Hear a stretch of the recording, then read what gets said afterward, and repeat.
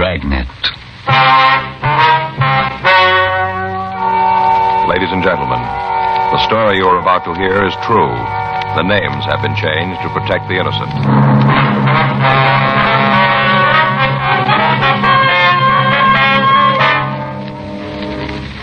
You're a detective sergeant. You're assigned to juvenile detail. For the past 2 weeks, there have been rumors of a teenage gang war taking place in your city. You don't know when it's going to start. You don't know where. Your job, stop it.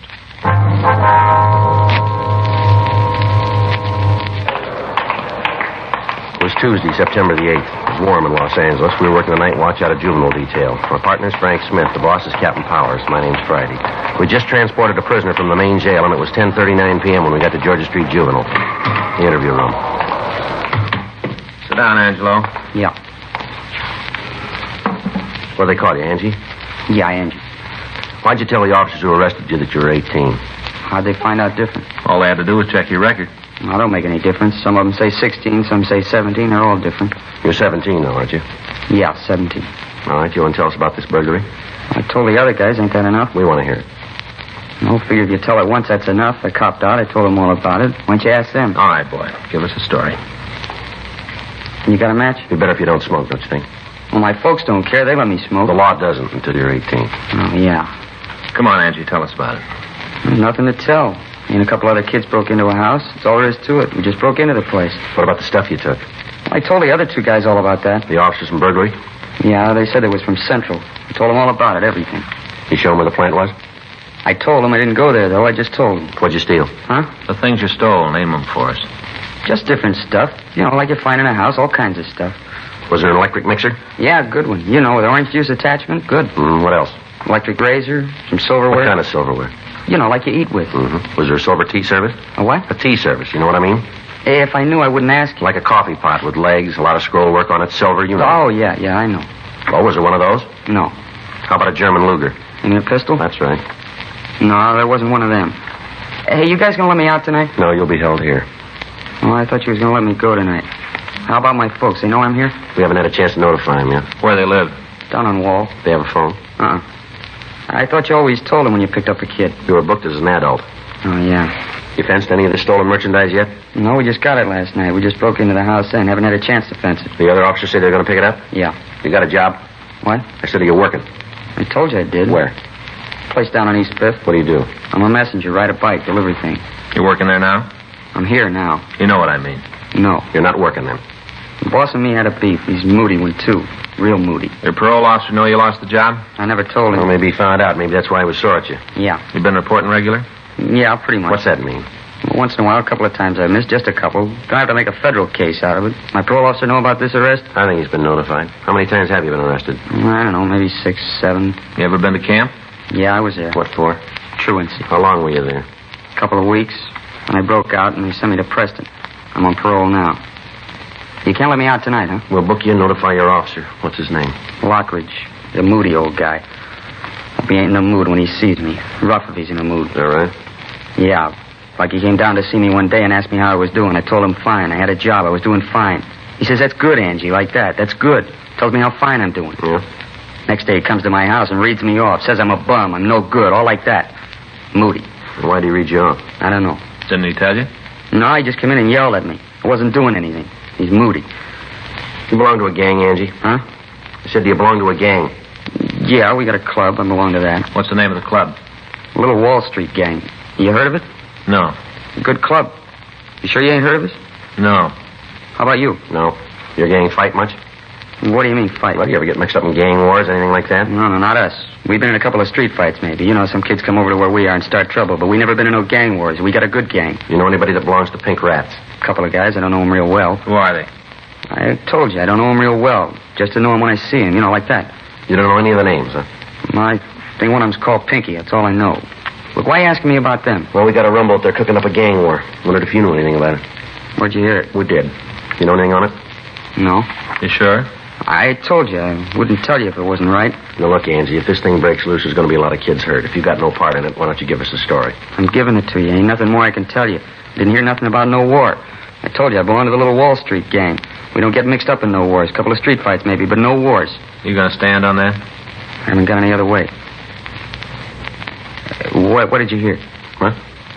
What did you hear about the rats? About the war, I mean. Who are they going to fight? The only way it comes to us, they're going to cut into the orchids. You mean from the south side? Yeah. They're rough guys. That's what we hear. How did it start? What do you mean? What's the beef? The orchids won't go that far away from home to stage something. Gotta be a reason. You guys know what it is? Well, the way we got it, a girlfriend of one of the orchid gang moved over into the pink rat territory. She started to go with one of the rats. The orchids didn't like it, so they drove over one night and beat up on one of the rats.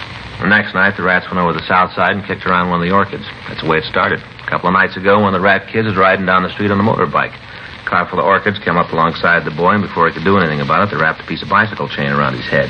Kill him? No, he's still in the county hospital. He's not doing too well. We got word there's going to be a party this Saturday night at one of the rats' house. They figure maybe that's where the trouble's going to be. You're not throwing any coconuts at me. What? This is for real? It's the way we get it. Those kids get started, and somebody's going to get hurt real bad. Maybe a lot worse than you got it figured. What do you mean? I heard about the job the orchids did last week. Yeah? They broke into a place and cleaned it out. It must have been for Saturday night. How do you mean? They stole a couple of rifles. Something worse. Yeah? 12-gauge shotgun. 10:45 p.m. Angelo Marcal was rebooked at Georgia Street Juvenile on a charge of burglary. His shoes and his belt were taken from him, and he was held in detention. We put in a call to his parole officer and told him what had happened. After that, we drove by Marcal's home to inform his parents of the arrest, but we found nobody there. We left our card with a notation asking them to call us when they returned. Before the Marcal boy had been placed in a cell, we'd gotten a description of the boy he knew as Pinky. After trying to contact Marcal's parents, we went up to the second floor of the juvenile division and had the record bureau check the nickname and description. We came up with 3 possibles. We pulled the mug shots of the boys and showed them to Angelo Marcal, but he was unable to give us an identification. It was difficult to tell if the boy was lying or telling us the truth to try to cover up for the members of the Pink Rat Gang. The following afternoon, Wednesday, September 9th, Frank and I checked into the office, and then we drove out to see the parents of the Marcal boy. They still hadn't returned, and the neighbors told us that they had seen the couple drive away early Monday morning without giving any indication as to when they might return. We asked the woman who lived next door to call us when they did come back. 4:40 p.m., we drove over to the east side of town to check on the 3 possibles named Pinky that we'd turned up the previous night. All of the boys were able to prove to our satisfaction that they were not the Pinky we were after. We talked to the youngsters in the neighborhood, asking them if they knew anything about an expected gang war. Either they didn't know anything about it or they wouldn't tell us. 6:15 p.m., we went back to the office and put in a call to Central Burglary. Yeah. We haven't got the exact date. The way we got it, there are a couple of rifles taken and a 12-gauge shotgun. No, and a 12-gauge shotgun. Yeah. Sure, I'll wait. They're checking the reports now. This is one tip I'd like to have turned bad, wouldn't you? Yeah, I'm with you. Yeah, Rex. Mm-hmm. That'd be the 30, huh? Yeah. What's that? Yeah, I guess it might be. Won't help if it is. Right. Let us know, huh? Right. They got the reports. Guns were stolen on Tuesday, August 30th. They still haven't been able to get anything on it. Rifles were 30-06s. Deer rifles, huh? Yeah. Olson says they got another report last night. Might mean something. Yeah. Hardware store broken into. What'd they take? 4 boxes of 30-06 ammo, 3 boxes of 12-gauge cartridges. It might have been a coincidence, but if it wasn't, the Orchid Gang was armed with 3 guns and 225 rounds of ammunition, enough to start and sustain a small war. 6:35 p.m., we contacted Lieutenant Hartgrove, the night watch commander, and he assigned 2 other teams of officers to work with us. In addition to the juvenile officers, radio units out of Metro Division, reserves, joined us in the search for members of the Orchid Gang. The streets in the area were combed. Citizens in the area were questioned, but they failed to supply any information on the boys who belonged to the gang. The satin-embroidered jackets the members of the Orchid Gang wore had disappeared from the streets. At 12:01 a.m., the search was called off, and a broadcast was put out to the regular units in the area to be on the watch for any gang activities. 12:47 a.m., we got in touch with Rex Olson in Central Burglary. He told us that the crime lab had failed to come up with any physical evidence on the theft of ammunition from the hardware store. 1:20 a.m., Frank and I checked out of the office and we went home. The following morning at 8:30 a.m., we got in touch with the juvenile informant, and he was able to give us more information on the expected gang war. He told us that the fight was set for Saturday night. He was unable to give us the exact address of the party that was to be crashed, but he did give us a general idea of the location. He was also able to give us the name Pinky Eggers and his address. He told us that the Eggers boy was the leader of the Pink Rats and might be able to give us information on the membership of the Orchid Gang. 12:40 p.m., Frank and I drove out to talk to the Eggers boy. We checked his school, but he wasn't there. We went to his home. It was a small one-story frame building with a weathered picket fence surrounding it. A 1947 hopped-up Ford was in the driveway. Frank and I went up on the porch and rang the bell. Yard could sure stand a cleaning up. Yeah, wonder who the car belongs to. I don't know. Sure looks fast. Yeah. Yeah? Like to see Pinky Eggers. Who are you? Police officers. Well, can't you lay off the kid? Why don't you quit rousting him? Is he here? No, he ain't here, and if he was, I don't think I'd let you see him. That his car? Yeah, it's his. Registered in his name? No, in mine. Now, what are you after the kid for? I want to talk to him. Well, talk to me. I'm his father. Anything you got to say to him, you can tell me. Your boy belonged to a club called the Pink Rat Gang? Why? Does he? I answer no questions till you tell me why you're asking. Now, look, mister, we're not out here to pass the time of day. Your boy's mixed up in something that can turn out to be pretty serious. That right? That's the way it is. Who says it's serious, and what are you talking about? We got word that your boy's mixed up in a gang war that's going to break out this weekend. And you two big cops are out here leaning on a kid because he's mixed up in a beef. Listen, there's a 5-year-old kid down the street skating on the sidewalk. Why don't you go put the arm on her? If this war breaks out and somebody's going to get hurt, maybe your boy. We're trying to stop it. Oh, don't bother. Pinky can take care of himself. Any of the gangs cause trouble, the rats can swing their end. You want to stop the beef, go talk to the other kids. Tell them to lay off. My boy's gang is now looking for trouble. Any fighting going on, you can talk to the other kids. You check them. Leave my boy We alone. want to talk to him, Mr. Eggers. You going to make a pinch? No, we just want to talk to him. Should have known you were going to take him today. Only 2 of you. Well, I'm telling you, you ain't laying a hand on Pink. You try it, and I'll haul you in every court in the country. Now get out of here. Where's your boy now? That's none of your business. I told you to get out. Maybe you don't understand, Eggers. This is a gang war. Your boy's helping to build it. Now you get off my property and don't come back. You hear me? Anything happens, Pinky can take care of himself. He'll be okay. Now you guys leave him alone. I hope he's right.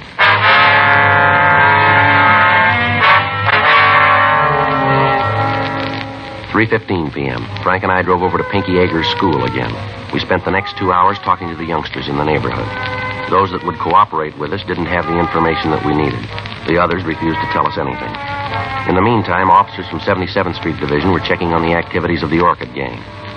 They ran into the same evasive answers that we had. If the information we'd gotten was true, we had a little more than 48 hours to find the principals in the war before the shooting could start. Thursday night, 8:40 p.m. Frank and I met with Captain John Powers, Lieutenant Hartgrove, and the heads of the juvenile details throughout the city. From them, we learned that word of the impending war had spread through the gangs in the separate districts, and that the other gangs were taking sides in the argument and were ready to start their own battles with factions who opposed them. Captain Powers, along with the heads of the divisions, mapped the plan of action to be put into effect at the first sign of an outbreak. Additional cars from Metropolitan Division reserves were to be ready if they were needed. Days off for all juvenile officers were canceled. A 3-way radio contact would be kept open between all divisions on Saturday night. The area where the main activity was expected would be heavily patrolled, both by beat men and by radio car officers. Once the operating plan was set up, there was little to do but wait. In the meantime, the search went on for members of the Orchid Gang and for Pinky Eggers, the leader of the Pink Rats. A watch had been placed on his home, but he'd failed to return. Friday, September 6th, 9:42 p.m. Frank and I checked with the burglary division on the stolen guns. Then we went over to the New Yorker restaurant to get something to eat. Hi, Sal. Hey, Joe, call your office. I just called you. Yeah, thanks. Order him the fish and chips, will you, Frank? Sure. How's it going, Sal? Not bad. Would you? Kind of rough. Where's Rosie? Her and the kids went to movies.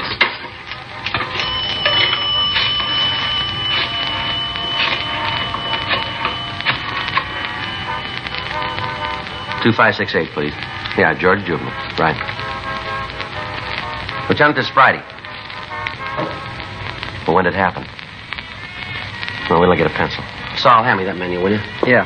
Here you are. All right, go ahead. Yeah, I got it. Yeah. Well, what do you want us to do? Yeah. They know yet? Yeah, all right. No, we'll get right over there. Bye. Never mind the food, Sal. What's the matter? Kids didn't wait until Saturday. They just shot up Highland Park. What's the score? Still coming in. A good start. Yeah. 11-year-old boy killed.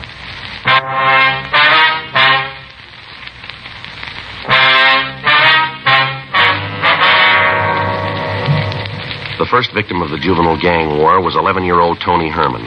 The teenagers next door to the Herman house were having a party. At 9:36 p.m. Friday night, a group of youngsters had arrived at the house and tried to crash the party. A fist fight had ensued, and Tony, who was doing his homework next door, had gone out to see what was causing the disturbance.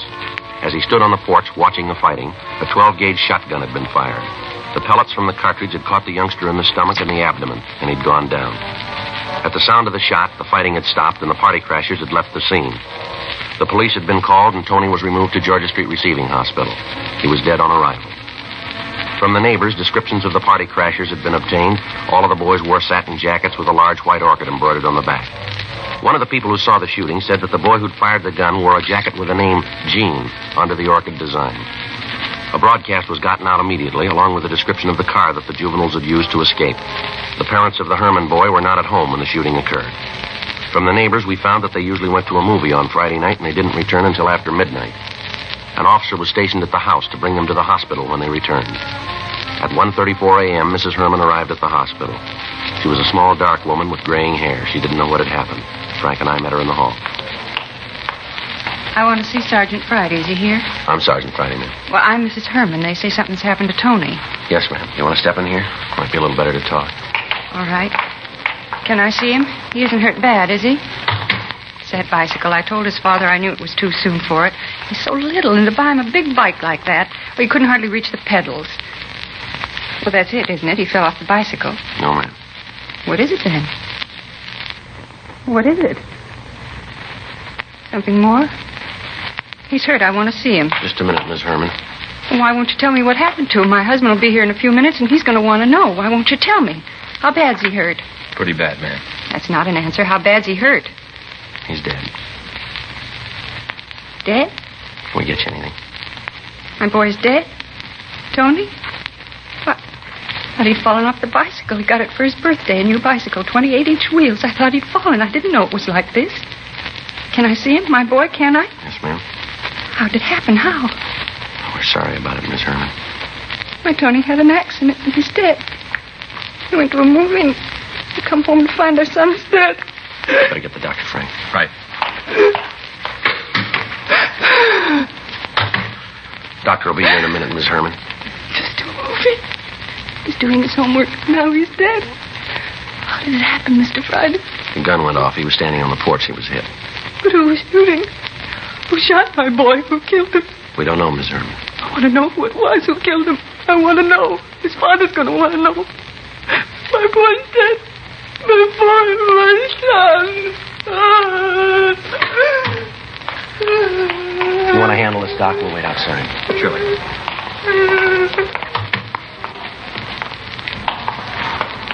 Kind of hard to do. You're going to make up for it. Huh? The kid that fired the gun? Yeah. They got him downstairs.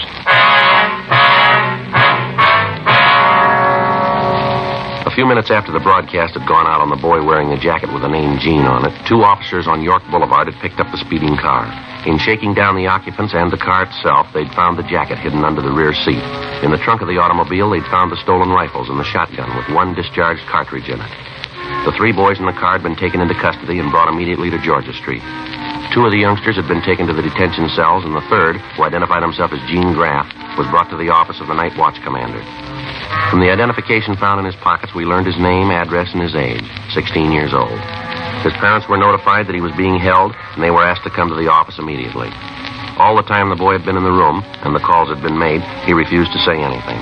When Frank hung up the phone after calling his parents, he made the first statement. What's that going to prove? What's that? Having them come down here. What are you going to prove with that? You want to tell us about it?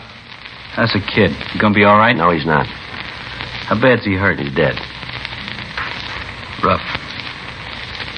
That's all you got to say? What do you want me to say? You gunned down an 11-year-old boy, and that's all you got to say about it? Look, cop, I know the routine. You read me off, make a big speech, and I'm supposed to feel real bad. Well, I'd like to go along with you, but it won't work. Look, save the effort. Use the words in somebody else. Do what you're going to do, and let's get it over with. How old are you? You already saw it. How old? 16. Pretty heavy, aren't you? I've been around, yeah. Don't get smart, kid. Not my fault. I was born that way. How many times you been arrested? Couple. How many times? 4. For what? Suspicion 211, suspicion 245. You're 16. You've been picked up for robbery and assault. I didn't stand any of them. You ever been in camp? No. You ever served any time?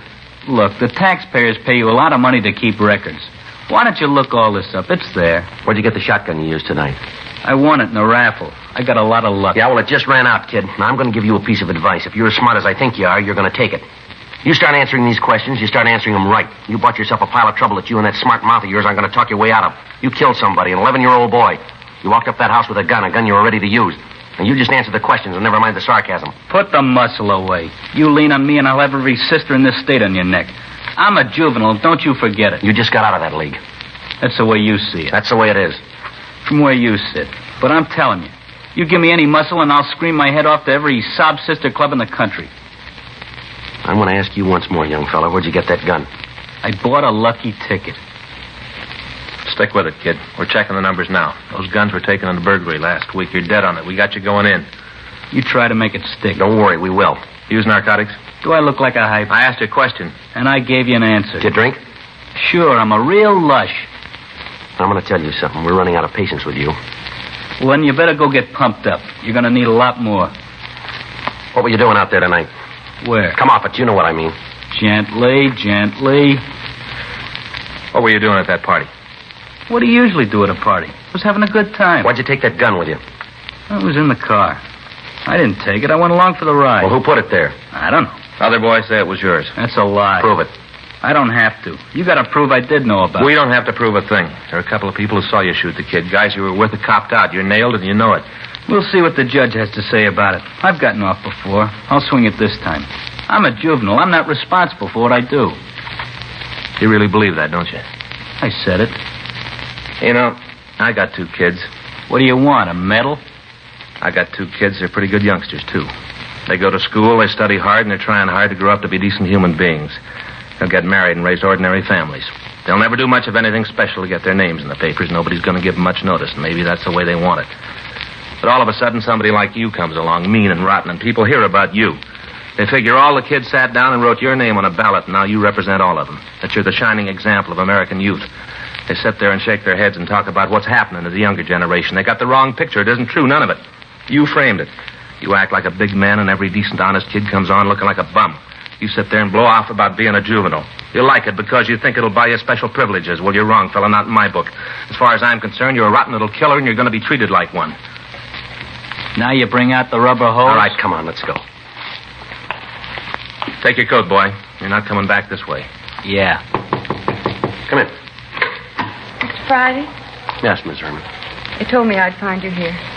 Is this the boy who did it? Yes, ma'am. What's your name? Answer. Gene Graff. Why'd you do it? Why'd you kill my boy? Did he do something to you? Is that it? Did Tony do something to you? Answer me. Say something. Just tell me one thing. What right do you have? What right does a young hoodlum like you have to stand there alive and breathing and my boy dead? What right? Do you hear me? What right? Miss Herman. Make him tell me what right. What right? What right does he have to do a horrible thing like this? What right? I don't know, but we're going to take it away from him.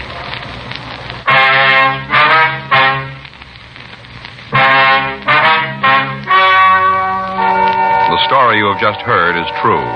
The names were changed to protect the innocent. On October 4th, a petition was filed in juvenile court, and the subject was declared unfit to be tried as a juvenile. He was ordered to be tried in superior court under the general law.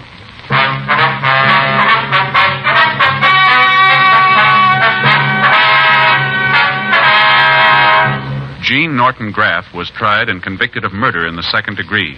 He was referred to the youth authority for punishment. Murder in the second degree is punishable by imprisonment in the state penitentiary for a period of from 5 years to life. Dragnet. The story of your police force in action is a presentation of the United States Armed Forces.